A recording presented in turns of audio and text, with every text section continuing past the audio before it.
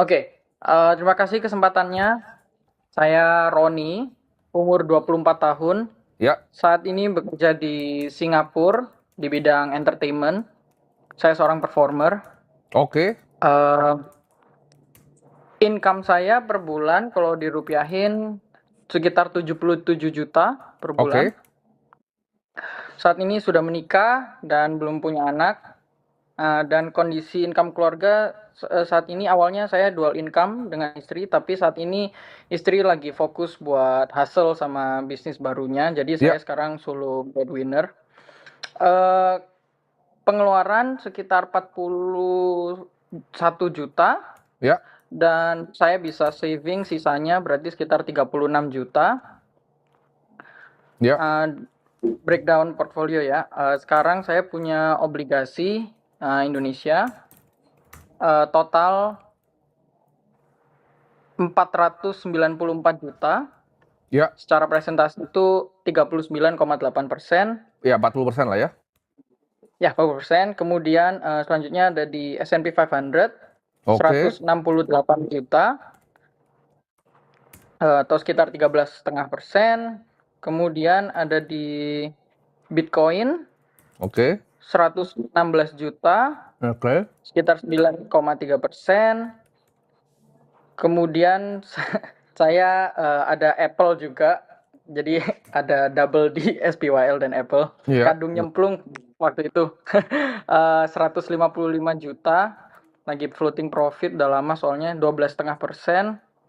Kemudian ada BCA 60 juta, Ya, 4,7%. Kemudian sisanya cash 250 juta atau oke. 20%. Ya, Berapa cashnya jadinya? Berapa persen? Sorry. 250 juta rupiah. Ya, Itu tersebar di percentage? beberapa 20%. Oke, Ya, tersebar di beberapa platform lah. Jadi oke. dry powder. Bagus, bagus. Em, Portfolio. ya, sebenarnya saya mau bilang investment filosofi juga sebenarnya Bro Tim. Saya Ya, jujur bukan tipe orang yang suka investasi. Sorry, lebih ya, tepatnya saya bukan tipe orang yang suka mantengin porto investasi. ya. Saya pinginnya punya portfolio itu yang bisa ditinggal dan tiap kali saya punya waktu luang itu saya bisa luangin buat belajar, baca buku, nonton film, uh, Oke. ngobrol Ya, gitu.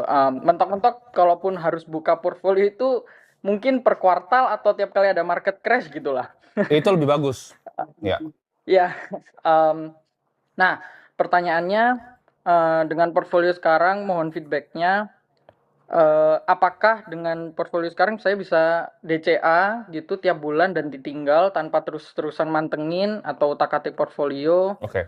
Mungkin tutorial rebalancing juga, kapan dan gimana? Apalagi sekarang sedang ada apa ya semacam berita tentang market crash apa segala macam, AI bubble, bla bla bla. Ya, betul. Oke, gini. Um, Kamu sebenarnya udah punya ibaratnya plus satu dibanding orang lain. Kamu punya yang namanya kesadaran diri. Nah, ini orang banyak yang nggak punya. Kamu udah punya kesadaran diri bahwa kamu adalah seorang investor yang pasif, bukan yang aktif. Ya. Jadi, kalau filosofi yang gue selalu ajarin, lu antara pilih, antara lu mau jadi enterprising investor, lu mau jadi investor yang belajar, atau enggak.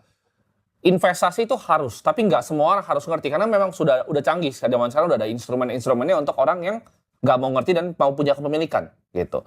Kamu kalau dari segi profil kamu, kamu lebih baik apa nonton dan baca buku dan belajar yang lain dibanding belajar investasi. Udah pasti jawabannya kamu ke index fund semuanya. Karena kenapa? Ketika kamu beli BCA, kamu harus lihat ya. Oh, BCA ini kuartal ini non performing loan-nya naik atau turun ya? Bulan ini apakah dia punya KPR itu menyusut ya? Consumer kreditnya seperti apa? Corporate kreditnya seperti apa? Apa sih yang dilakukan sama direksinya? Sama dengan Apple gitu. Apakah dia akan strateginya gimana nih? Oh, kalau dia kan gampang strateginya, tinggal bikin iPhone baru terus gitu. Orang pasti beli terus gitu. Perusahaan paling sederhana itu Apple. Tapi kamu harus ngerti gitu loh. Oh, kuartal ini Apple akan seperti apa sih gitu. Strateginya dia akan seperti apa. Kalau kamu nggak punya waktu di situ, alangkah baiknya untuk kamu berinvestasi secara pasif gitu. Kamu pakai yang namanya index fund. Kan kayak kamu bilang tadi, kamu udah ada S&P 500 kan?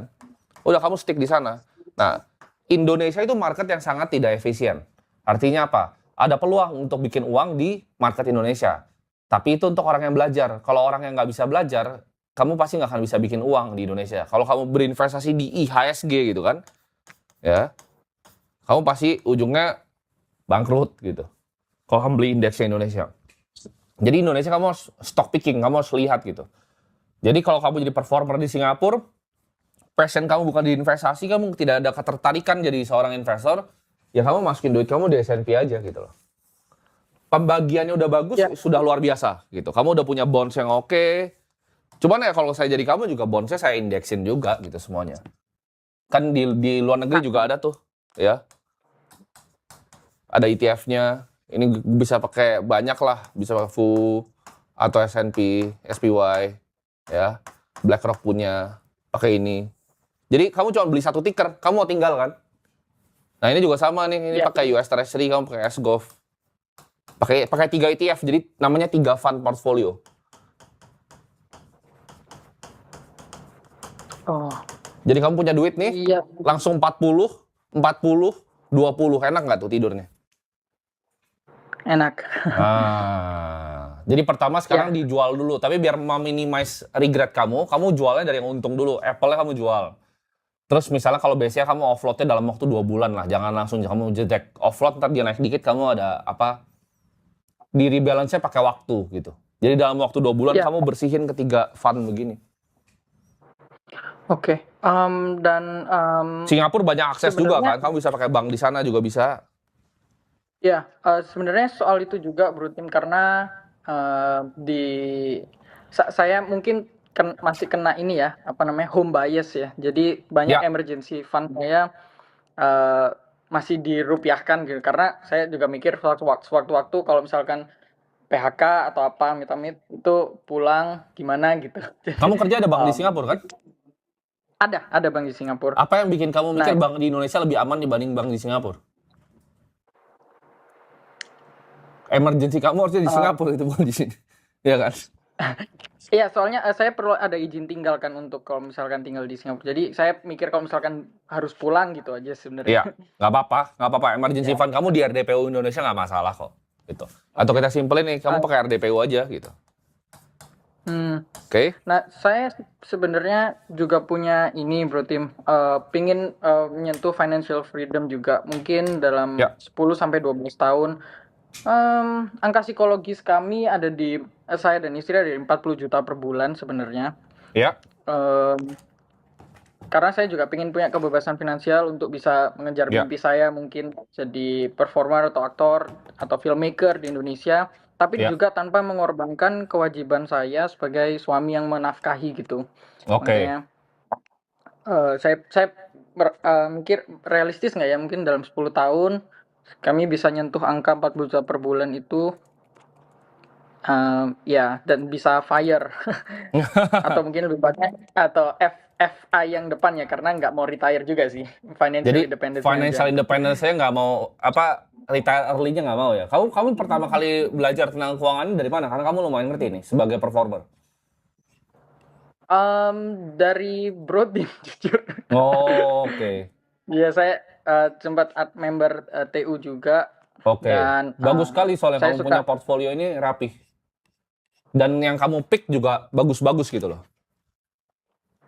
Iya, dulu jujur karena juga sempet kena mental dulu ya, Bro Tim, tahun 2021 mungkin ya, Ya. awal-awal tahu Bitcoin lagi naik, terus kemudian, wah, gampang banget ya cari duit, jadi masuk-masuk, pas masukin market crash, udah buyar, saya sempat Buyar hiatus langsung dulu ya. lama, kayak, aduh, kena mental itu dulu. Tapi sejak itu saya akhirnya belajar, ya, Jadi kamu mau financial independent FI aja ya, RE-nya nggak tahu ya, ya, RE-nya nggak ya.